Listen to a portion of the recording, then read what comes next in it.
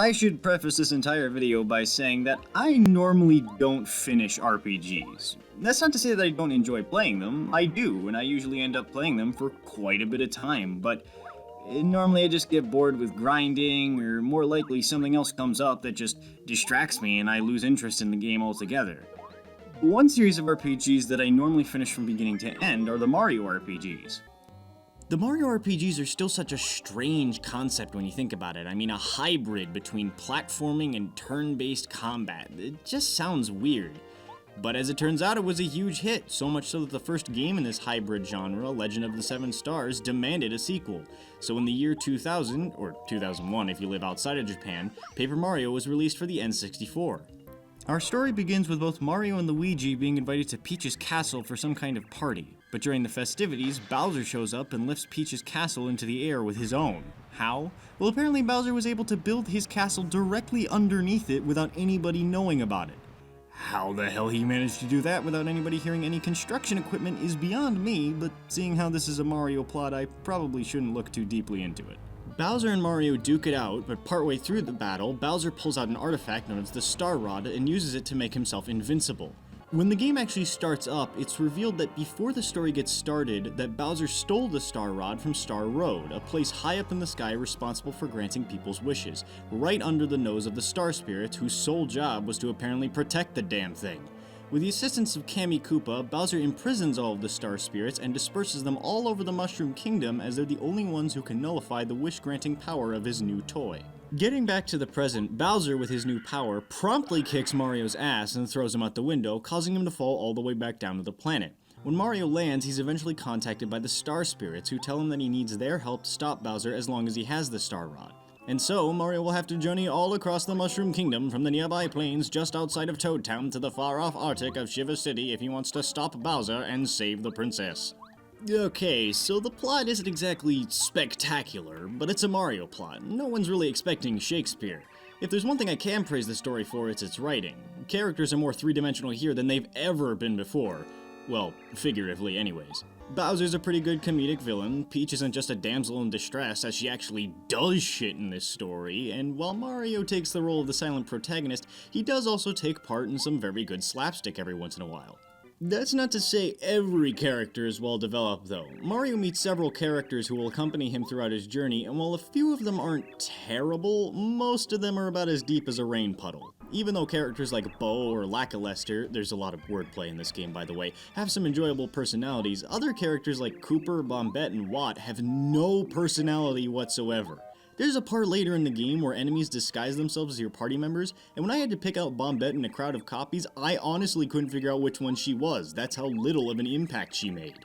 That said though, for a plot of a Mario game, this setup works fairly well. There's no deep exploration of human characteristics or the mind, it's just a fun romp through a weird world with fun characters, and I think that's probably the story's biggest strength.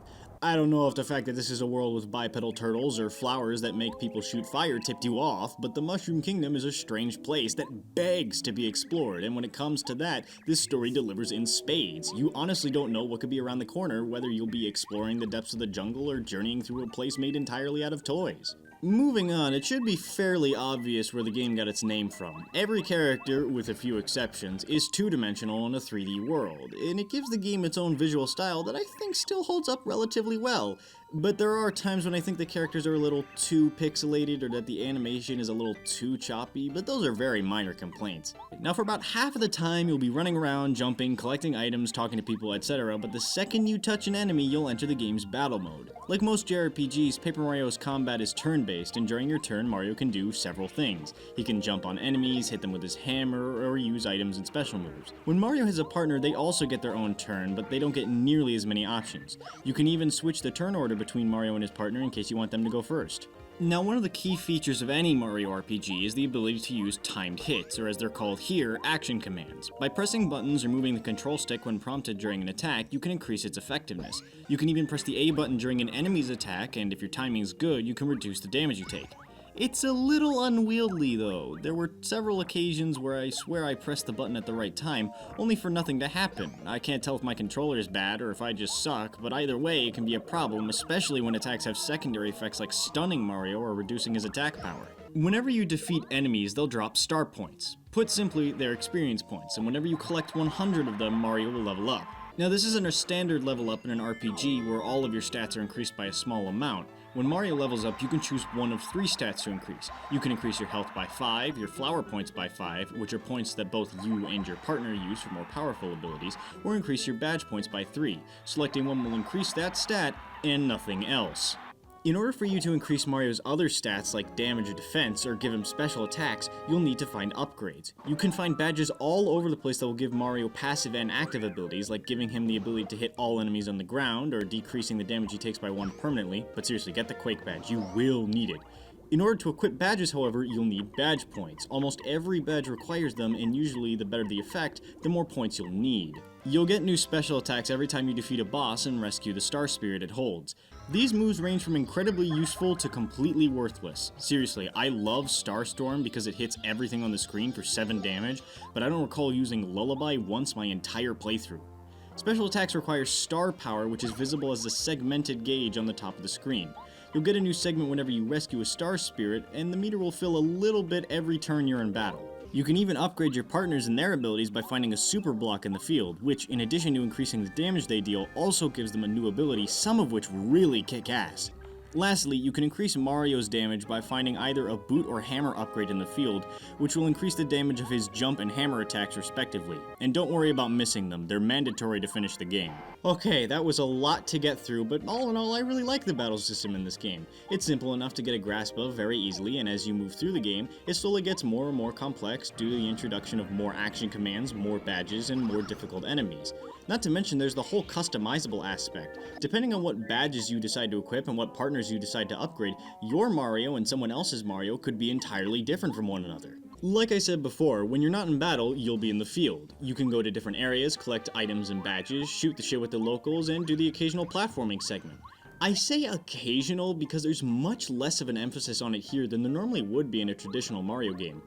Now that I think about it, most of the obstacles in the overworld are more puzzle-based than anything else. I mean, just look at the Crystal Palace, it's almost nothing but battles and puzzles. I think this might have been to put more emphasis on the partner system. The partners that Mario runs into can not only help him out in battle, but also out of battle too.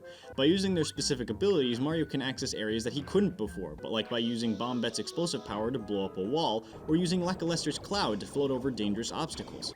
Finally, in between chapters, you'll play as Princess Peach. During these segments, you usually use a secret passage to escape from the princess's room and explore the castle. These sequences are okay, and while it is nice to see Peach actually do something rather than just be the damsel in distress, these sequences really just show how bad of a villain Bowser actually is, but more on that in a bit. So to quickly summarize, the gameplay of Paper Mario is actually pretty good. It's unique, and you wouldn't find it in many other games, and it's enjoyable all the same.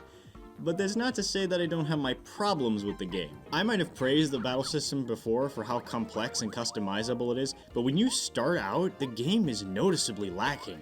Your choice of special moves, badges, and partners is so limited that it's just plain boring. You don't even gain the ability to use action commands, which may I remind you is one of the key features of the game, until the end of the prologue, which for me was about 40 minutes in. That's a pretty long time to hold back on something that's so vital to the player's enjoyment, guys. Then there's the issues with items. Firstly, your item limit. Mario can only hold on to a handful of items, which becomes a problem when the game constantly gives them to you, and you either have to just leave it there, where it'll disappear in a few seconds, or swap it for something else. Now you can have the shop hold on to items for you, but if you end up needing them, you'll need to go all the way back to the shop just to pick them up, which might not be the best thing to do when you're halfway through a dungeon. It also doesn't help when the game gives you a necessary item that takes up inventory space. Most of the time these will go to the key items section, but if the item you need is also a consumable item, you'll need to free up a slot in order to hold on to it. Flower Fields is the absolute worst place for this. You'll constantly need to pick up berries and give them to flowers all over the place. I'm not your waiter, damn it, I'm trying to save the world! Also, while I said I thought Bowser was a good comedic villain, that doesn't excuse just how much of a dipshit he is in this game.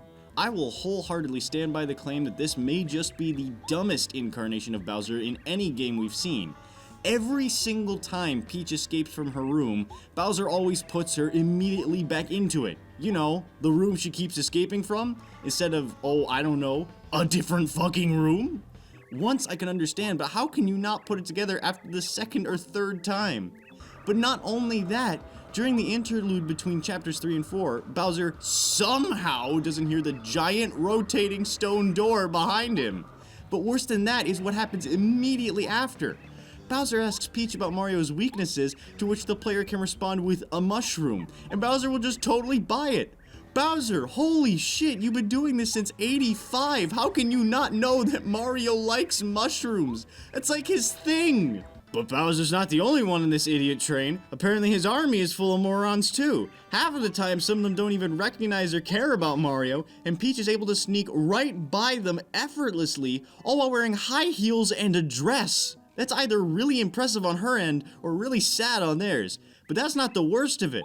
At the end of the 5th chapter, one of them gives Peach a parasol that lets her don the disguise of anyone she points it at. Which is odd, seeing how this is the 5th time she's escaped! What could possibly go wrong? And finally, while this isn't so much of an issue to me personally, some RPG veterans might be discouraged by the game's length and difficulty. A single playthrough will probably take you less than 10 hours if you know what you're doing, which is pretty short for an RPG, and the game is fairly easy.